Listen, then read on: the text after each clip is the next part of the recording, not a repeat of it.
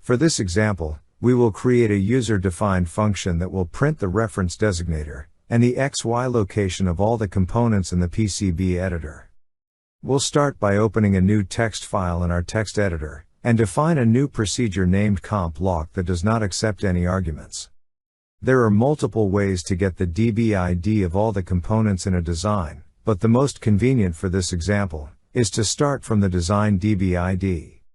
The axle DB get design function accepts no arguments and returns the DB ID of the design that is currently open in the PCB editor. So we'll use the design DB ID equals axle DB get design to save the design DB ID in the variable design DB ID. Now, we can either refer to the Allegro PCB Editor Skill User Guide, or use trial and error in the skill interpreter to figure out how to get from the design DB ID to each of the components in the design, and then the location and the reference designator for each of those components. I prefer using trial and error in the skill interpreter to figure out how to get the reference designators and XY locations. As we mentioned earlier, the axle DB get design function will return us the DB ID for the design that is currently open in the PCB editor. As we saw in a previous training byte, the -- operator will return the list of attributes for the design DB ID. We see that one of the attributes of the design DB ID is the components attribute. So let's try design DB ID -- components, and we see that a list of DB IDs is returned. If we look at the OBJ type attribute from the first item in this list, we see that it is a list of component DB IDs. We can now use OBJ1 -- to get a list of attributes for components. Even better, we can use the -- operator to get an ordered list of each attribute for the DB ID and the value for that attribute.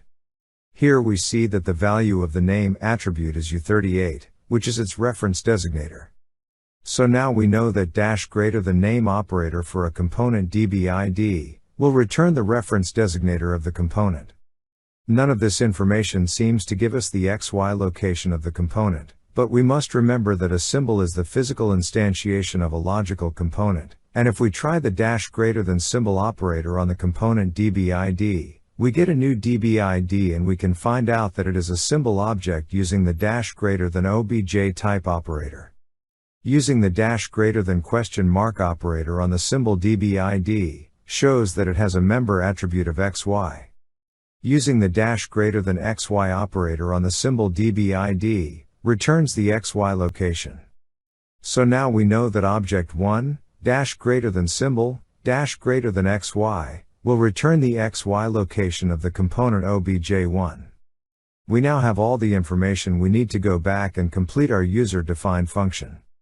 We'll use a for each loop to loop over all the components in the design, and for each component, we can now get the reference designator and the XY location of the component. We use the printf function to print the reference designator and the XY location, and this completes our loop, and we can now save and load our function, and give it a try. We did print the reference designators and XY locations that we wanted, but the return value of our function is the list of DB IDs that we iterated over, which is a bit inconvenient. Let's add one more line after our loop that returns the length of the list we iterated over. So our function will return an integer with the number of components in the design, rather than a list of all the component IDs in the design. In summary, we can see that it is practically trivial to write a user-defined skill function that will print the reference designator and XY location for every component in the design that is currently open in the PCB editor.